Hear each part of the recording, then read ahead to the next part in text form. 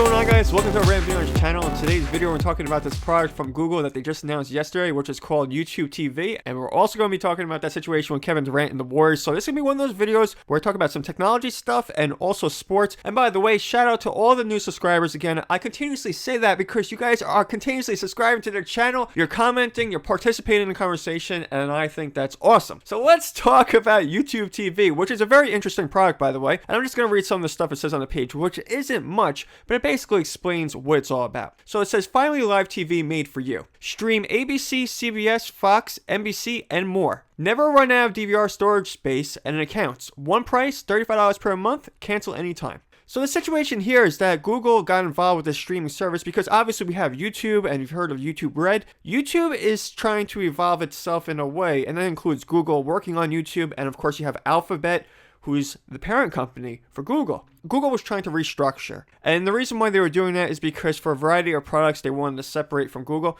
which, you know, in this situation with Google and YouTube TV in this product, I think it's an interesting product. I think compared to like a Sling TV, a lot of people out there, they would like a cheaper cable plan. We talked about the cable companies before. It's not always fair for consumers. Actually, a lot of times it's not fair for consumers because you know you guys are getting a million channels. And when we purchase a TV plan from any of these companies, all those channels are not necessarily the ones that we watch. Now, the situation with YouTube TV, though, when you're selecting the channels for consumers, chances are that most people are not going to like all those channels or not even going to use all of them, or they're going to be looking for other channels. So with a limited lineup of channels, that might be one issue. So just looking at the lineup over here, you might notice some sports channels that you recognize like ESPN, ESPN2, it even says ESPN3, and then got Fox Sports 1, Fox Sports 2, even a CSN, and an NBC Sports. And even with the add-ons, it says Fox Soccer Plus and Showtime. When I look at these channels, obviously I recognize the fact that I'm not going to get the local sports channels when I want to watch hockey and I need to get a team that's local. Because for sports fans, if you want to watch the local teams,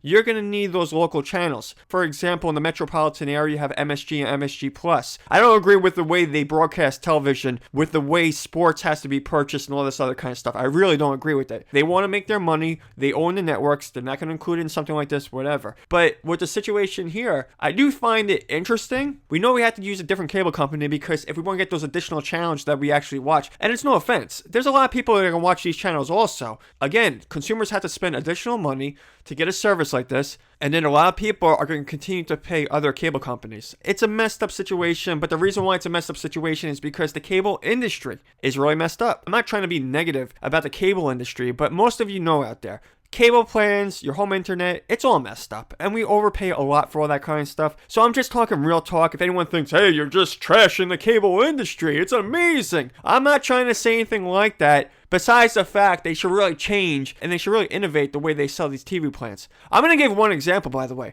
I noticed one situation with DVR. I'm not sure if it's with all cable companies, but if you actually play something that you recorded, it doesn't transition to the next thing that you recorded in like a playlist or something like that, which would be fantastic. But again, I think some of these cable companies out there, I don't think they want to evolve while they have all these customers. And this happens a lot. Someone goes to one cable company to the other. Now YouTube TV creates this because they're trying to get involved in this cable industry. Now this is a good question I thought about because I was reading about this yesterday and I was like, wait a minute, nobody's really talking about the mobile carriers. If you haven't noticed, you have DirecTV now with AT&T, and that's because AT&T acquired DirecTV. So let's think about this. You have AT&T getting involved in TV, then you got Verizon with Go90, and they want to get involved with streaming TV. What about T-Mobile? And of course, Sprint. Well, I'm not sure about Sprint because Sprint is ridiculous, but whatever. We're talking about T-Mobile, AT&T, and Verizon. And I think at some point in time, if T-Mobile really wants to compete with other mobile carriers, and what's interesting also is that you have Google, who T-Mobile has already acknowledged. Obviously, they're involved with telephone service, but they're using other people's networks, including Sprint and T-Mobile. But look at the TV service now. So now you're getting involved with TV. You already have mobile data services, but it's not your own network.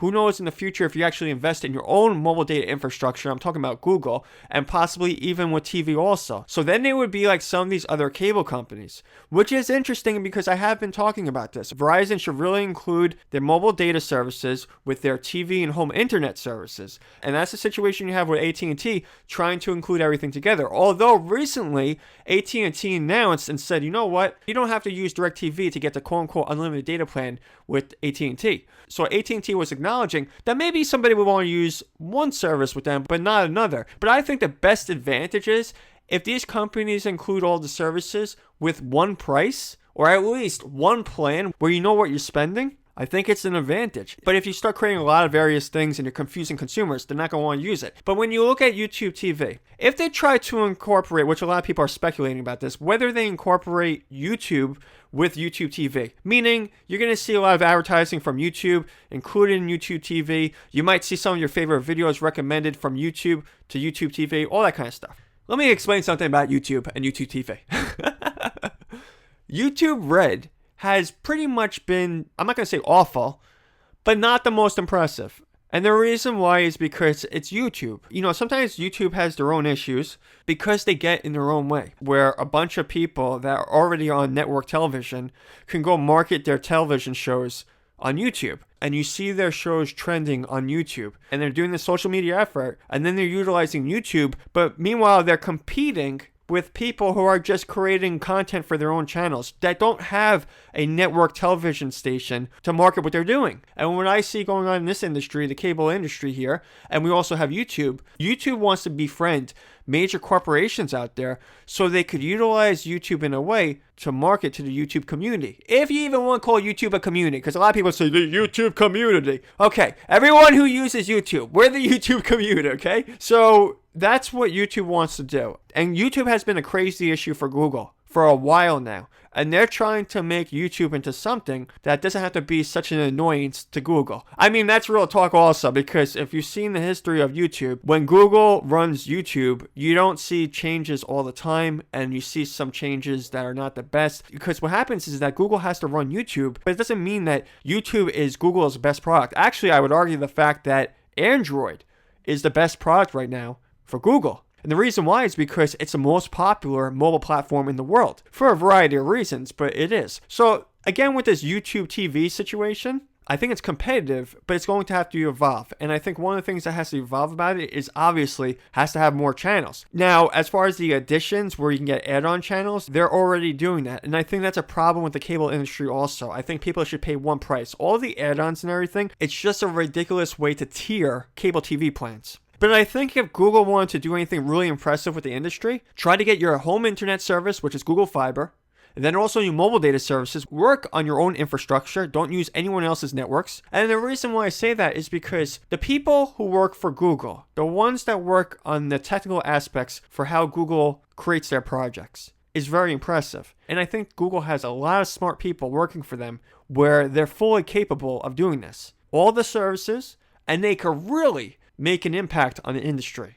And that's much different than what's going on now. I also think at the same time, T-Mobile would be very smart to get involved in this. Although John Ledger says they're not interested in everything else like that, I think they would be very smart to get into the TV services also. You know, you guys really want to get involved with Binge On, but go beyond that and try to get involved in something like this and create your own TV plan. Now, the reason I'm saying this is because we want more competition. We really do. And if you don't want competition in the industry, then you're not going to get better mobile data plans. You're not going to get better TV plans. And also, by the way, I'm reading that people in Canada, they're not going to have access to this. So right now, this is only going to be available in the United States when Google announces that it's available. But I think it's really interesting. I really do. I also think it's interesting that they have unlimited DVR, basically, because you can save it and you can have access to that when you travel and all that kind of stuff. So that's pretty cool. So if somebody uses the TV plan, then other people can use it also. And it's a very fair price. $35. That's really good. So as far as this YouTube TV, I think it's really interesting. You know, this is just the announcement. Google is going to evolve this because this is what these companies do. Even AT&T did that with DirecTV Now. They have to announce it.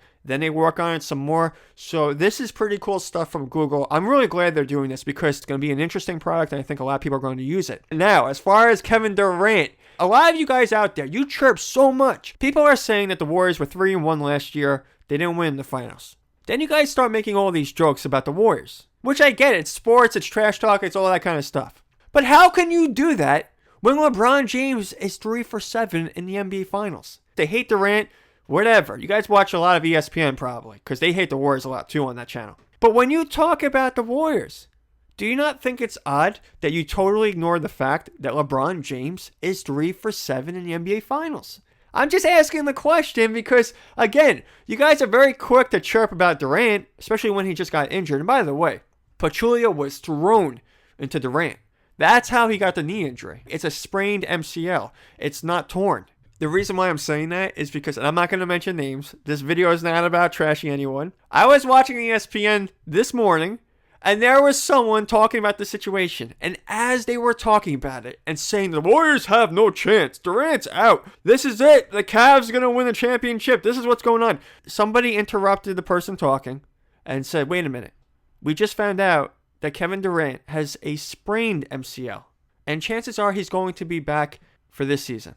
So what are you talking about? I mean, this is a situation with the sports people out there. You guys want to say things so quickly about that team, and you want to say crazy things. I mean, really, you guys want to say some ridiculous things. And then you don't even know what the injury is to Durant. I'm just saying, you got to research, you got to read about what's going on. Not just say, hey, Warriors can't win the championship. And by the way, without Durant, they make this Warriors team sound like, I don't know, like they're in Knicks. No offense to Knicks fans, but they make them sound like really awful. Like, what are you guys talking about? I mean, seriously, you think that the Warriors can't win without Durant? I'm not saying it'd be easy, but they have a very good team. Although in the most recent game, that was awful. Klay Thompson, the ball was going in his hand. The ball was not going in the net. It was really bad. It was not a good shooting game for Klay Thompson. I also think they're probably thinking about what was going on with Durant because he got that injury. But for real, if you look at the Warriors, they are a team that is competing. And you can't say anything about them that's not impressive about them this season because they're winning games. They're the best team in the league. How can you trash them? Do people not recognize the fact that the Cavaliers are in the Eastern Conference, which is watered down? It's not as impressive as the Western Conference. You can say a lot of things about the Western Conference, whatever.